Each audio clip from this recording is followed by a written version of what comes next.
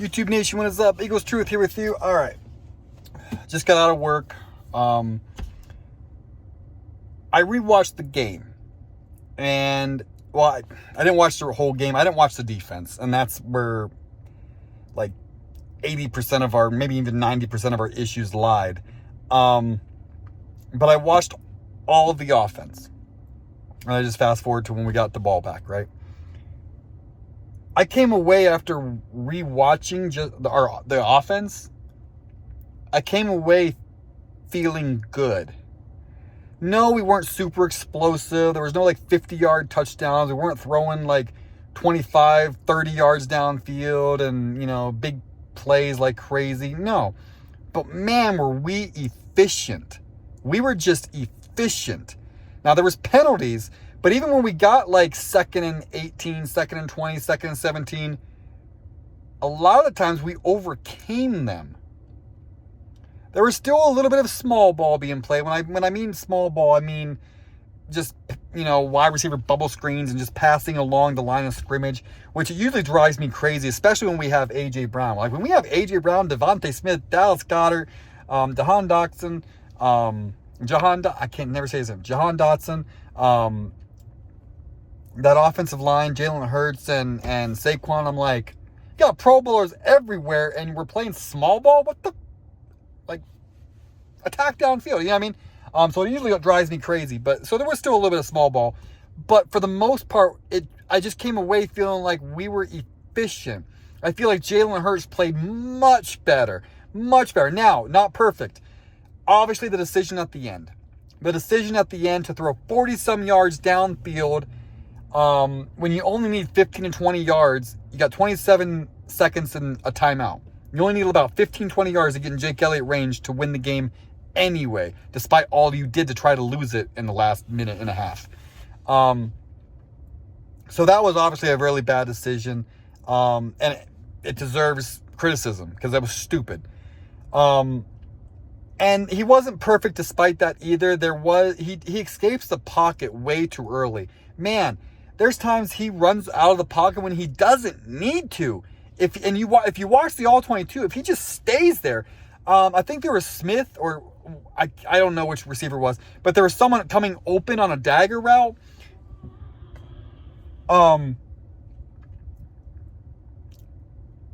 He just escapes it too early when receivers are open. He needs to understand, you need to stick it out sometimes. That offensive line gave him time. The offensive line played very, very well. The offensive line played now outside of the penalties. The offensive line played very, very well. Massive holes in the run game. Gave Jalen Hurts time in the pass game. Offensive line played well. Jalen was very accurate. A lot of times he rolls out to his right, and man, I hate when it's always his right. Teams are keying in on that. And usually when he rolls out to his right, he gives up ground too. So it's going to his right and backwards. And it's just so hard to have anything on the ball when you're giving up ground as well. And anytime I see that on TV, I'm just like, he's going to throw it away. There's nothing there. But this time he actually fired a couple in there for some first downs. The one to Smith was damn good.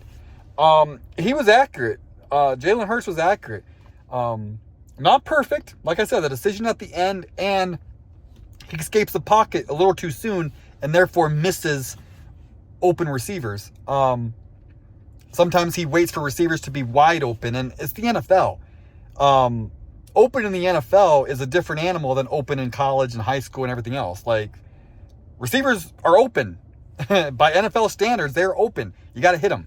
And you also got to stay in the pocket and trust your pocket, trust your protection, and step up and do all that stuff. It was cool to see Jalen Hurts run and look quick. When he takes off downhill, he's quick. Sometimes when he rolls out and everything, he just looks so slow. And I think it's because he's moving laterally and he's kind of trying to buy time to look. And then by the time he decides to take off, you decided that too late. Then you only get a yard or two. Always happens. But despite those little efficiencies, inefficiencies, Jalen Hurts did look better. I came away, our offense looked decent. Now, the play calling and the decision making still was an issue. That first drive, we had like 7 plays, right? I think we ended up punting. Not one run by Saquon Barkley. Now look, it doesn't have to be the first run. Okay, it doesn't have to be the first play where you run it. I'm not saying that. But you have Monday Night Football, your home opener. Jason Kelsey's there. We're retiring Nick Foles at halftime. People are juiced up. The beat writers are sitting there saying, like, man, the link is amped.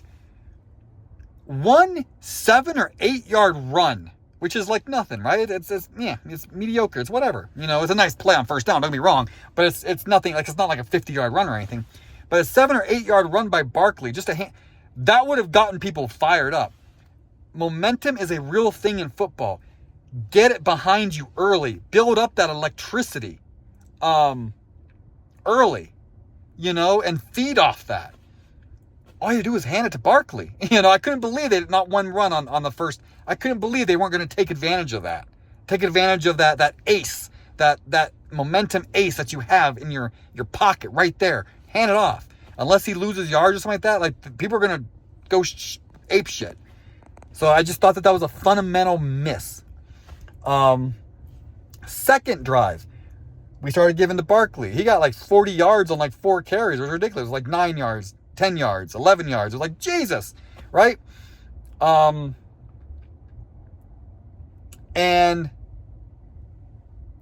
let's talk about that 3rd and 4 that they passed on.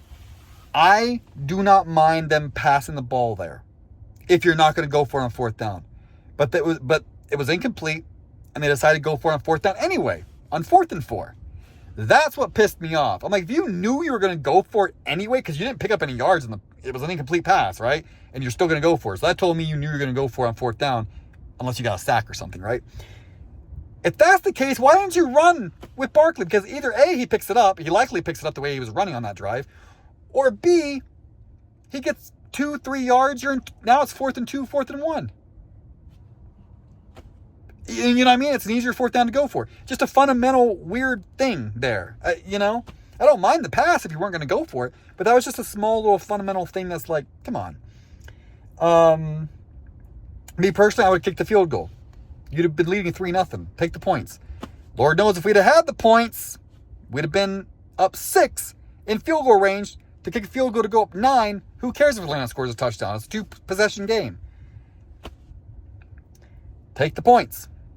And then let's talk about the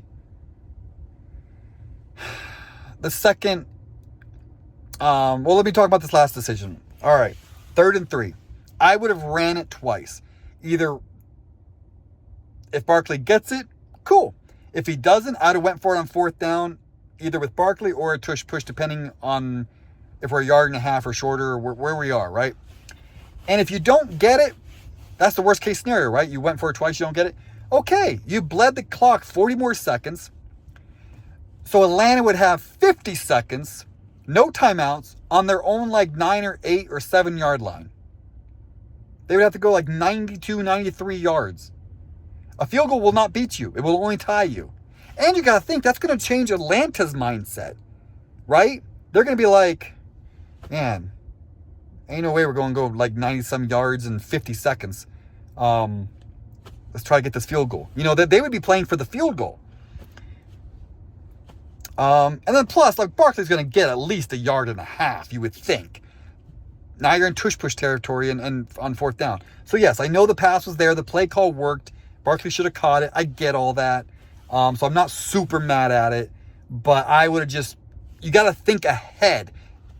He gets 1.5 yards, at least you're in tush-push territory. And even if you don't get it, they're so far back. Because remember, kicking the field goal, you're going to kick it off. They're going to start at the 30. You know what I mean? Knowing they have to score a touchdown.